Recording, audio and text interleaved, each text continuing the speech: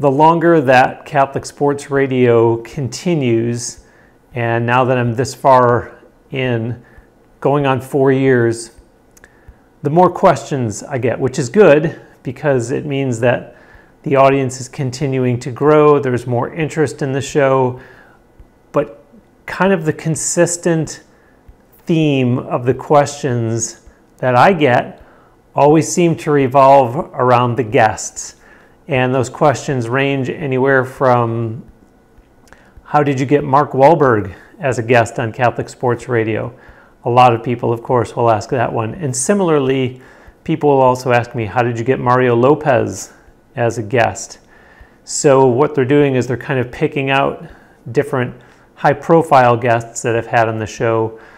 Some will ask, how did you get Mario Andretti as a guest on the show? A lot of people, because of his popularity, will point to the longtime college football coaching legend, ESPN broadcaster Lou Holtz, and ask me, how did you get him on the show?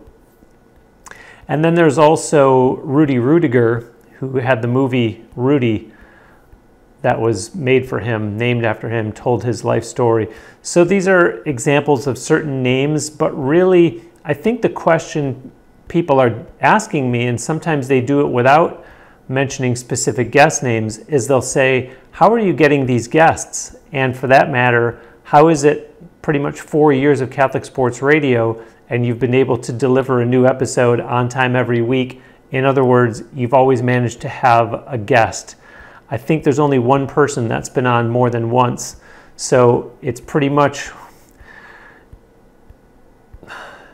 every week a new guest. If you throw that one person out, one of the 2 appearances, and you throw out episode 1, which was me talking about what Catholic Sports Radio was going to be. And the story goes like this.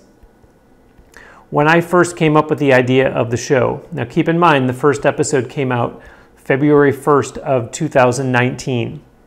So that means that throughout 2018, I was doing all this planning. And interestingly enough, I had gone and looked at the Twitter account for Catholic Sports Radio. And it says March 2018.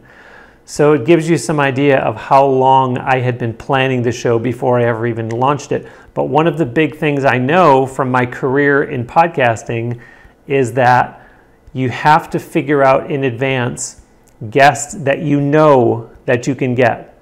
Not that you want to get, but that you know you can get.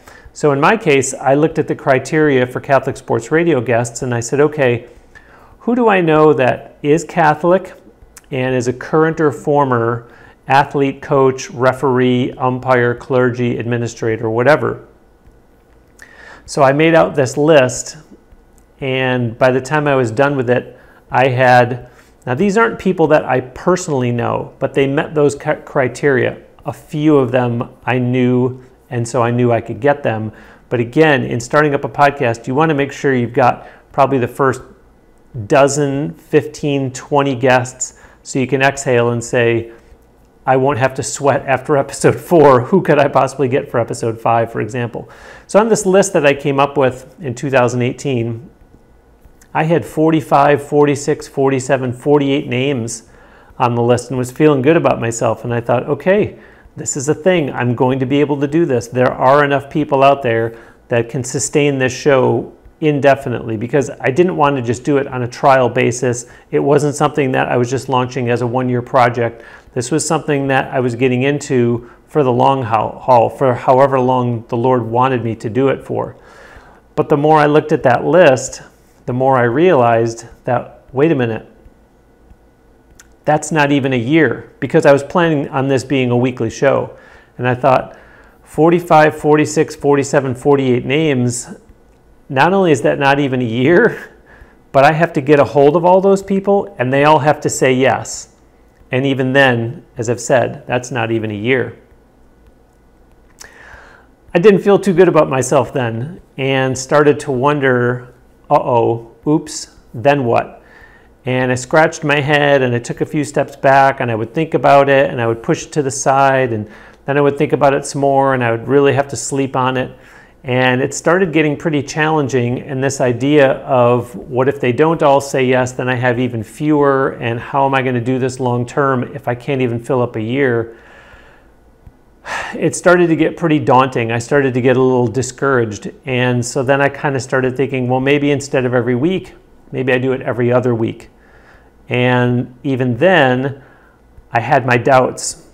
And so, doubting Thomas, what happened was the more that I started to talk myself out of doing Catholic Sports Radio and really taking these steps back and questioning it, the more I realized the presence of Satan.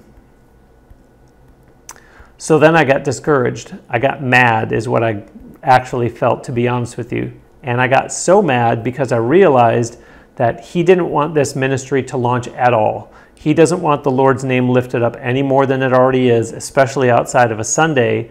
So that really upset me. When I realized that that was actually what was at play here, I said, well, now I am going to do it. And I'm going to do it every week.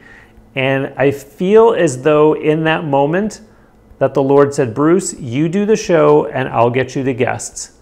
So slide over, son. So now here we are. I'm hitting the 4-year anniversary of Catholic Sports Radio, February 1st, 2023. And as I said, have never missed a week. And when I look at that guest list and I see how many people I've interviewed and how many people I still have on the list, it amazes me because there are times when I wonder, where did all these names come from? As I sit here talking to you today, there are, I believe, 507 names on the list. So of course, subtract out the more than 200 that have already been on the show. And yes, full disclosure, some I've contacted and have declined being on the show. But the fact of the matter is, this list that was 45, 46, 47, 48 names in the formative stages of the show, in the idea phase of Catholic Sports Radio, is now north of 500. And I, for all intents and purposes, don't know where they came from. And what I'm telling you is that the Lord has blessed my ministry. He is the one that's providing all these guests, as he more or less, the Holy Spirit gave me the peace to know that he would, way back before I ever hit record on episode 1. And I liken this story to the fish and the loaves. Because in the Bible, when we read that story, there's that panic, there's that doubt, right? They're looking around, the apostles, and they say, there's no way that we're going to have enough to sustain this long term, to have enough food to feed all these people who are here. And that's what I was looking at. There's no way I'm going to have enough here in this basket of 45, 46, 47, 48 names. I'm not going to have enough here to sustain an audience for long term. I'm going to run out. I'm going to run out of episodes. I'm going to run out of guests to give them. And there they were, the apostles, passing out the fish and the loaves and coming back to Jesus and saying, we have more than we need. We have leftover. And here I am saying, I've put out more than 200 episodes, and there's still twice as many, there's still that same amount of names left on the list of people that I can still contact. And I know he's going to continue to grow that list for me the way he has. And so I need to continue to put my faith and trust in him. Sadly, I have to learn this lesson myself over and over and over again, and we all do in our daily lives, because I have often said that my favorite story in the Bible is when the apostles are out in the boat, Jesus is asleep, the water starts getting in, they panic, they wake him up, the water's getting in, it's going to sink, he gets him back to shore and he says, guys, didn't you have faith? And so in those weeks when I doubt, I can't find anybody, I don't have an episode for next Monday, or this person just said no, or this person didn't get back to me, and this person didn't get back to me either, what am I going to do? I have to remember, Bruce, didn't you have faith? And the Lord continues to provide. So I'm blessed to have all the guests that I continue to get. I'm still always on the hunt for more. So if you fit the criteria, by all means, please be in touch.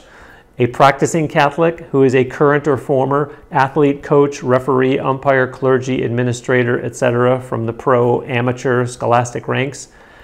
But at the same time, I want there to be peace about my ministry. I want people to see the work that the Lord is doing in the story that I just shared with you and in the lives of the guests that you're hearing interviews with.